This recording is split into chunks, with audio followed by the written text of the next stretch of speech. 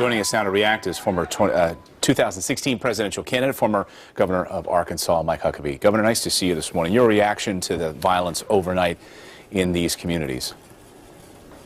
Well, you know, the tragedy of this is that the only thing that makes us a civilized society is that we all agree to abide by the law, a social contract that says that there is a process by which we deal with things we think are wrong.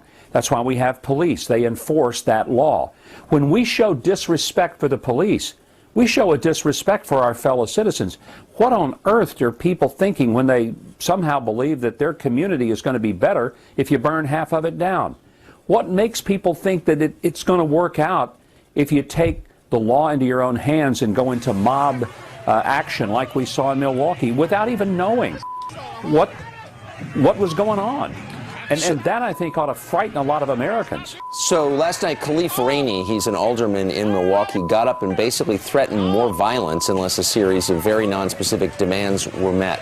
He's a Democrat, of course. I wonder if you'll see any national leaders in his party denounce him for encouraging or threatening further violence. I'd love to hear Hillary Clinton's take on this. Wouldn't it be nice if she came out and had the courage to say that we need to have respect for the police officers who enforce these laws, respect for the firemen who are supposed to go into a fire where people are shooting at them. This is absurd, and that city councilman should resign his seat. I mean, if anything, that's perhaps be arrested for inciting violence. I mean, what a recklessly irresponsible kind of comment from a public official who took an oath to uphold the law and to respect it and to make law for his community. And now he's inciting the kind of violence that we saw in Milwaukee. It's absolutely disgusting and a degenerate form of behavior. Yeah, we've seen it in Ferguson and Baltimore and Milwaukee. Are you concerned when folks are seeing these images that there will be copycat protests or mob violence, as you call it, around the country? Is that a concern? Well, of course it is, because some people see this and they say, oh, it gets us publicity. You know, it's a way to express our grievances. The way to express your grievances is to change the political leadership of your community. I mean, people, do we not understand that the reason that some of these conditions in these cities is what it is because the political leadership has failed to create a sense of order, where education is actually empowering people, where jobs are being created because there's an economic climate where people can come in and build an industry.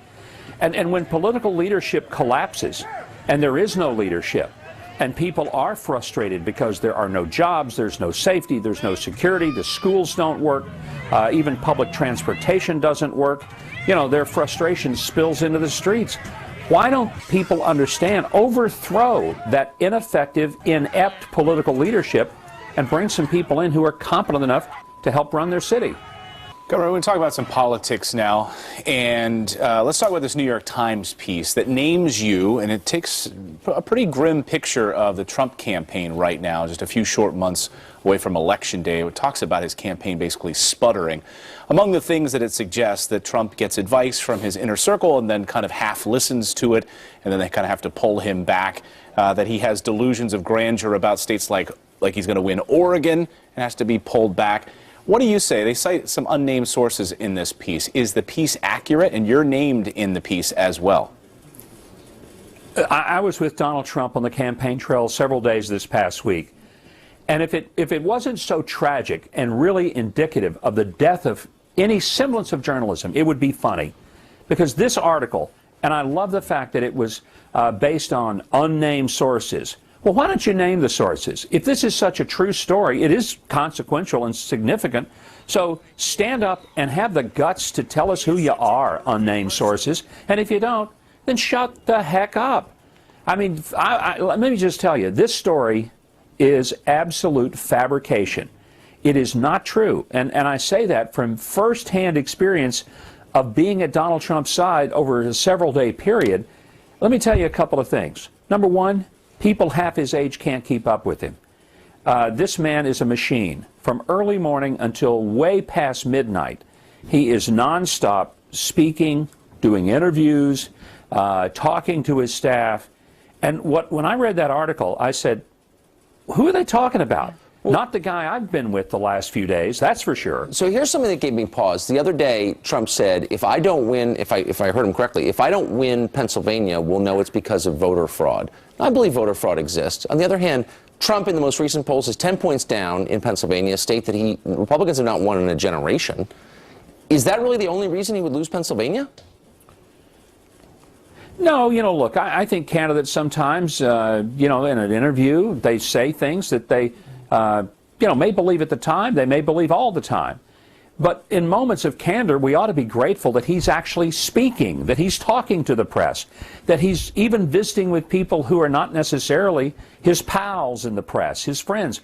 When is Hillary Clinton going to sit down and go with an unguarded interview? And when she does, then she says things like she short-circuited, or that, she talked past Chris Wallace in a rare moment where she ever has an interview at all.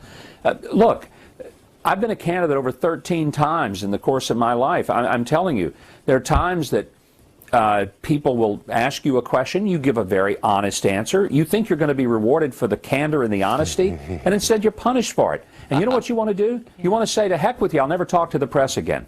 Well, Governor, we've got to go, so real quick, but with Donald Trump saying that he's threatening in a way to take away the credentials of the New York Times, to your point about speaking to people who don't appear to be your friends, is that a good idea?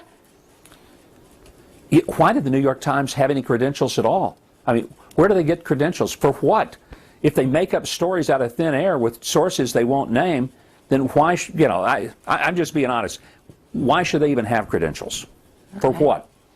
Governor Mike Huckabee joining us live. Great to see you, Governor. Thanks.